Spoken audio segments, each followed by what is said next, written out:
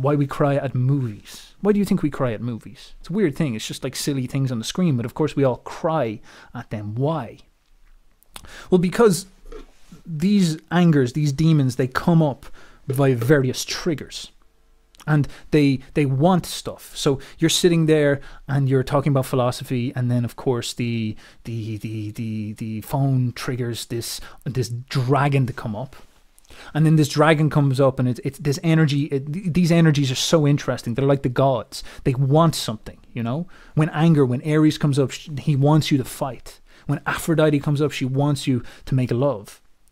When Zeus comes up, he wants you to take control. And Vulcan comes up, he wants you to create something.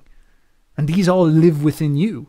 And these are crazy monsters, these instincts, they're crazy monsters that are pulling you apart. And your tragic job is you have to be like Zeus or Apollo or Christ. And you have to try order all this madness inside of you. You're a little crazy pagan, and you have to try whip yourself into some type of order, you know? And so a hierarchy of your soul, that's the key.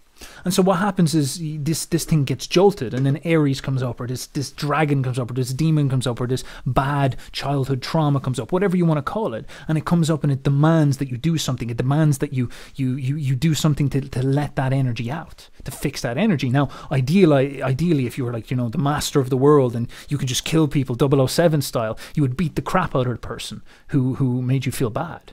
And that would be that horrible expression of energy. You would express your rage onto them, and it would eat them up. It would eat them alive. And suddenly your competition would be done. And you would be the winner. It's a very, very natural way of orientating things. Watch lions and two male lions fight. They get angry. They fight each other. And one lion wins and the other loses. And then the one lion who wins goes on in life as the strongest. And that's nature's savage, unequal way of deciding how they create beautiful lions, because the best lion wins. Therefore lions get better each generation. Scary, but reality, you know. And so this is what our energies want. And of course, when they cannot be achieved in this way, they force themselves out in other ways. They have to come out in some sense. And so, as I said, something like self-harm makes perfect sense in this context. It's a way for anger to get out. I can't project my anger onto someone else. I can't let this energy out into someone else. I don't even understand what this wants. And so I do something where I rip a blade through my own skin. I inject the destructive energy, the roar, onto myself. And it can happen in a litany of different things with a litany of different emotions. They all have their various demands. But a very, very interesting thing about art and about stuff like movies is that if you can put on stage something that represents that emotion, a special type of trigger, you put an angry person there. So first of all, you present a character like a boyo, and everybody identifies with them. They empathize with them. They feel for them. They connect with them. Oh, he's just like me. Oh, he reminds me of myself.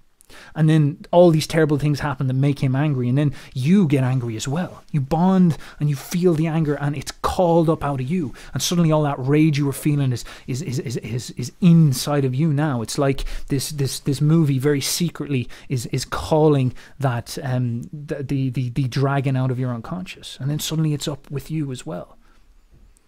And then through what happens on film, you move along with it. And if the ritual can be completed on film, if he fights someone, you will feel that energy. You will feel the lust of brutal murder or something like that. Whatever they do on the film, you will feel it through your own body, and you will get a release from that, a really, really weird release, and you'll really like the character there afterwards. And the same way as if something tragic happens to someone, you bond with it strongly, and then you cry. I remember I used to always cry at this film. I could never understand why. I didn't understand why it was such a big deal. But there's something immensely profound about what happens to Mel Gibson at the end of this film. Because William Wallace, he gets crucified, essentially. Hung, drawn and quartered, the British version of crucifixion. And it's a brutal murder. It's a brutal death. It's horrible. But like the key to the film is that he doesn't break, you know? He doesn't let his energy break. And that actually spoke to me. In a way I'd never understand. Even now I can barely understand it. In a way, to me, it was almost like he represented perfectly the human spirit, the human fight, the human will. And it would bring me to tears. You know? It was calling out of me something that was deep inside me that I didn't understand. And great art has this ability. And so that word catharsis, well, first of all, on the personal level, when you go through your life and you get into the drama of it, and you really feel the drama of it, it can have that effect. It's like your own secret little play, secret little film that makes everything better and gives you that catharsis that we're looking for, that release that we're looking for. Like when you massage a muscle and it relaxes, you know, you the pain, ow, it's gone. Whew, that feels better. It's a little bit warm now. And there's a relief as well, massive relief. The yin to the yang, if you will. And of course the Greeks, they had the original version of cinema, and they had it even more sophisticated, you know. So this is where Aristotle coined the concept of catharsis, relief, you know, release, if you will. And they would all congregate in these podiums here and watch people do theatre, play. This is where we get the word theatre from. And they would represent the gods. They would act like Ares, and they would act like Aphrodite, and they would act out the stories. And these stories were mythological. So over thousands of years, people realized that these emotions work in certain patterns. And they're all contradictions, and they're all woven together in very complex ways. And so Greek mythology is like this giant super story, this giant world and collection of the emotions themselves represented as dramatic narratives. And then when you play these out for people, it calls out of them all these emotions, all these problems, all these typical problems that we find in the world. And it gives them great relief. It allows them to experience, allows them to it's almost like a state mandated massage program for the people, a spiritual massage program. And this is the sophistication of a religion. This is the sophistication of a mythology that Richard Dawkins could just never even comprehend. It is one of the single most intelligent and sophisticated things humanity has ever created. And the thing is we didn't even create it intentionally. It's like art. It came to us. And the Greeks to this day stand as a testament to that. Freud and Jung loved Greek mythology. It was a very, very, very common way to frame your studies. And of course, Freud comes up with the narcissist idea. That's a Greek myth. Oedipus is a Greek myth as well. And this is the sort of theory behind all this stuff that it's weirdly like these guys would look at this stuff and be like, it's so weird how, you know, this common childhood pattern where we're too attached to the mother and we're afraid to kill our dad and go out and be grown men. That's so similar to the Oedipal thing. Well, of course it is, because the Oedipal thing came from the same thing. It's all rooted in the drama and the dance of the emotions. And of course, rationally understanding that does nothing for us. It's not really a huge help.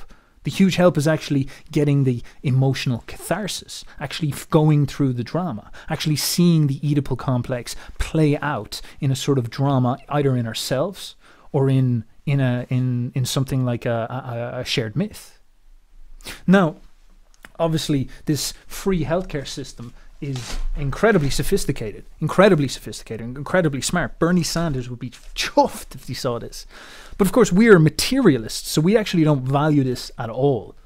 We don't think this is even real. We don't even have a perspective where we can see this, because we are imprisoned by the left brain. And so what we do is we say, oh, why we waste time on that? No, they're just films. It's just films. It's not that big of a deal. And we don't take it that serious.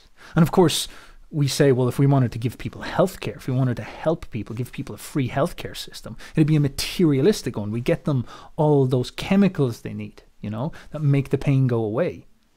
Instead of this more sophisticated understanding of how to actually release the energy that is trapped inside of you so it dissipates in the world, what we'll do is we'll fill you full of chemicals that almost like fry your ability to experience the energy. So it's like you get ice and you ice over the entire ocean. And so the ocean still swirls underneath, but you ice over it. And as long as you have the ice machine, the freezer machine, you won't really have to deal with what's underneath that, which is okay. So you'll be free and you can keep on living your normal life, and the rational ego can float there and smash in onto that keyboard whatever accounts you need to do. You'll be a functional human, but you'll lose access to the drama. You'll lose access to the depths. And that's a scary thing, because the depths, as terrible as they are, add all the color and meaning and animation to your life. So make sure you make a good choice here.